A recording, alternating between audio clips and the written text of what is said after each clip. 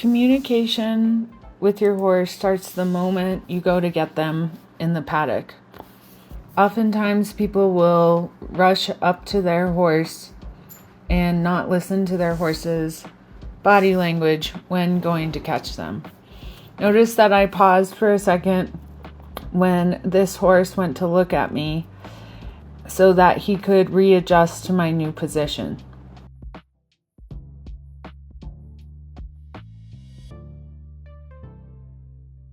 You want to approach the horse in a way that is inviting for them to be with you.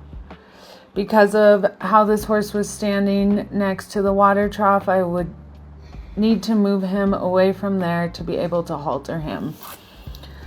Notice how I gently put the lead rope around the top part of his neck and then asked him rhythmically to move away from the water trough before haltering him.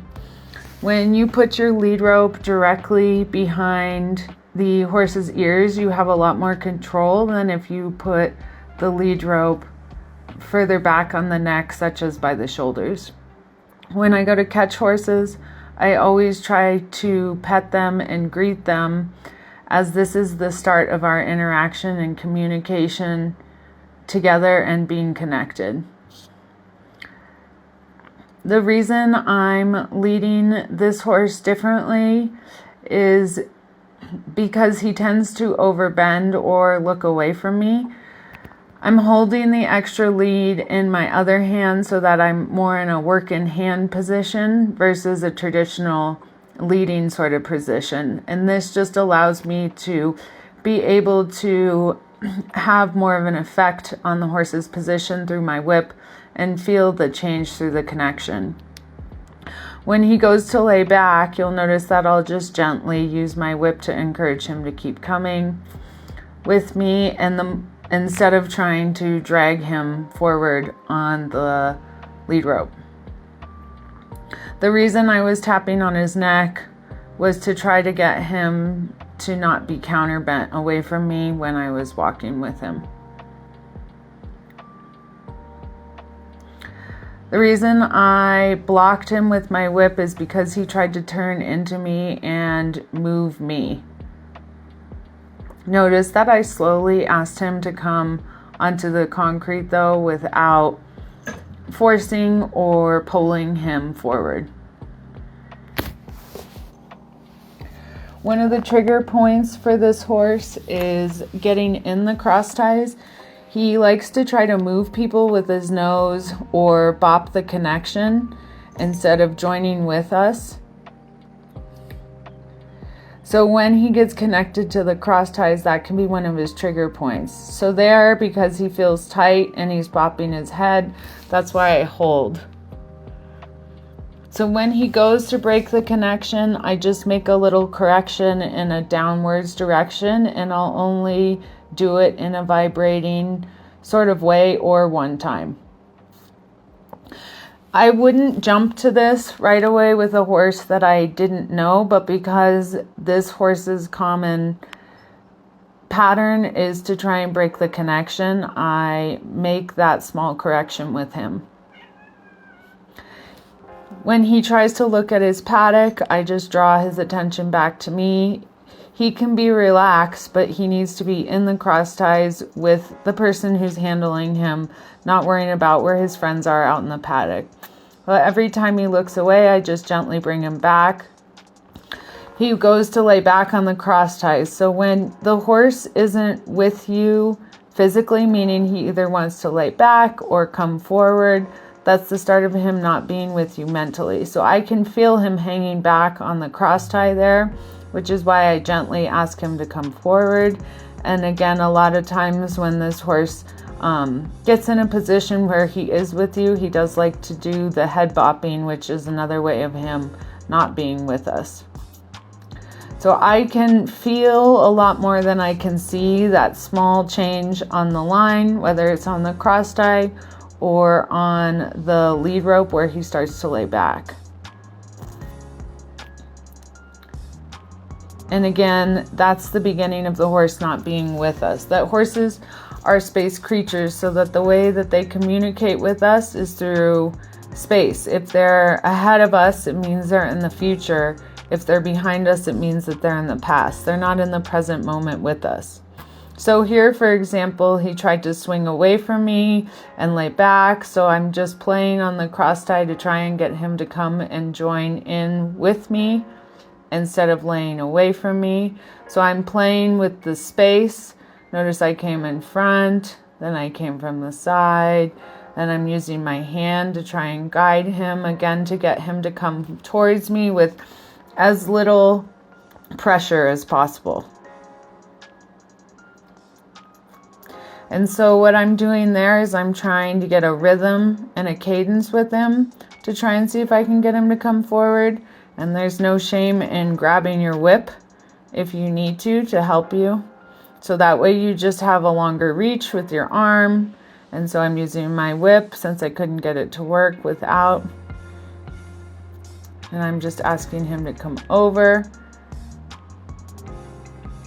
So gentle, consistent taps are better in this case to try and get him to move over in a way that's calm. And here he holds a lot of tension through his body. So a lot of people might think he's relaxed, but he's actually like a rock. And so that's why I used my whip just really gently on his neck till he started to lower through his head and relax through his muscles and through his whole body before I continue with his boots.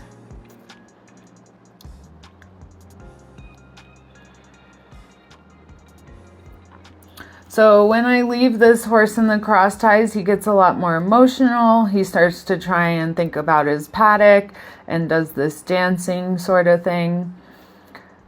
So when he's like this, he's not present in the cross ties, which means that he's not safe.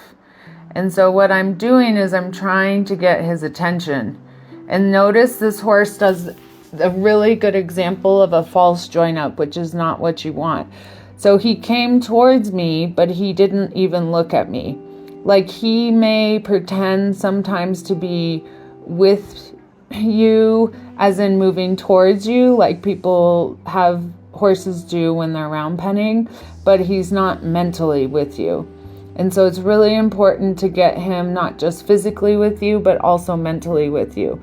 So when he's tense and he's dancing, or he's even looking at his paddock, notice that his ears are all over the place, which is a sign of a nervous horse. See there, he's with me. Now he's not. So I do anything I can to try and get him to be with me. There was another false join up. So I'm playing with the space. What happens if I get closer to him? What happens if I get further from him? There's no exact science to this, that it has to be very experimental. And what works with one horse might not work with another horse. So you have to be willing to experiment and play with the space, and a lot of it just comes from practice. So if you can't get the horse with you through playing with the space away from them, you can force the connection by grabbing the cross tie like I just did there. And because I had the manure fork handy, I used the manure fork just gently along his neck. So same thing here. I just have my whip this time. And I probably had to go grab something in the barn again. So he went back to being in his paddock. And notice how much quicker he joined with me this time. And it wasn't a false join up. And so I'm going to reward him by trying to pet him nicely between the eyes. And the point isn't just to get the petting, but to get the petting until his eyes softened. You saw that he tried to do the breaking of the connection when I went to pet him at first. So with any horse, it's really important to get taming. And part of taming is being able to groom the horse all over. So this horse is a lot different than that nervous horse that was dancing around and staring at his friends.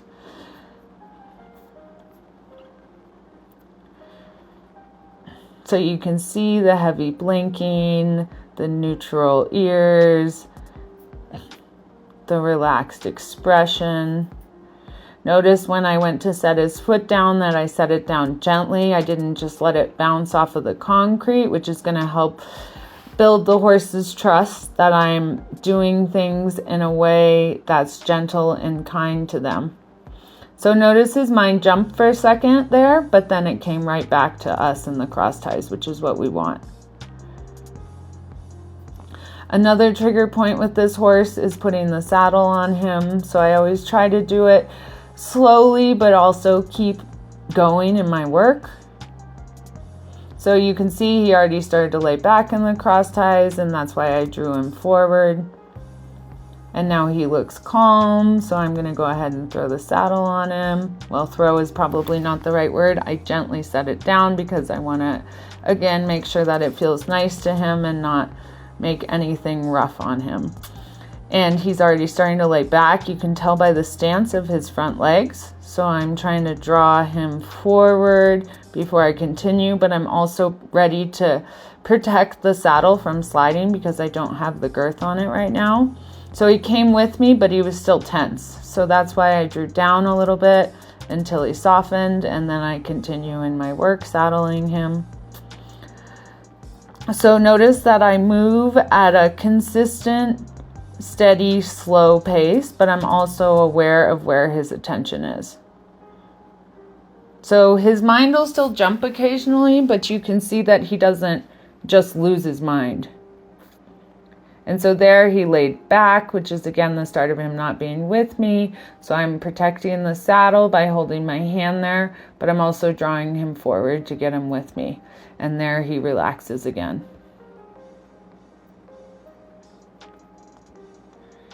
There he's starting to lay back. So I again draw him down and forward because I want that relaxation in the neck. You can really see when this horse starts to get tense because he'll tighten a lot in his neck. And so just again, gentle reminder to be with me.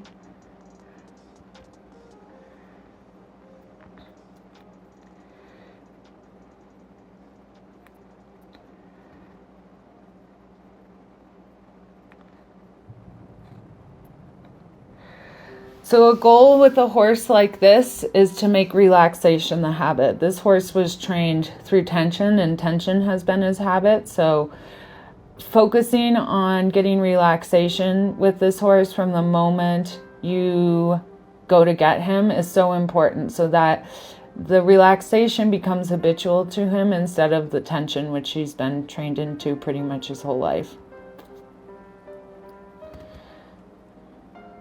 So there I go to put the cavesson on. And notice that I'm steady and mindful in the way that I'm putting it on. But I'm also not tiptoeing around him.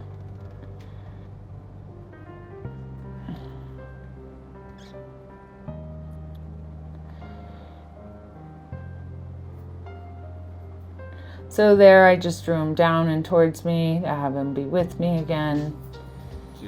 That he needs to think that people are his safety net, and he should try to look to us, and that we're the relaxed, safe, happy place to be. Like that.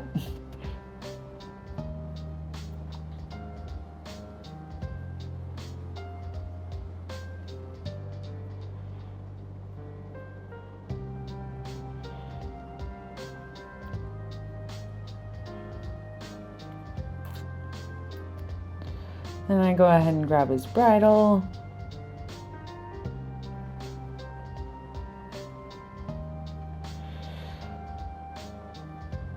So just like putting the lead rope around his neck, I put the reins right behind his ears.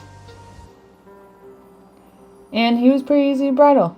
So that's why we didn't show it to you.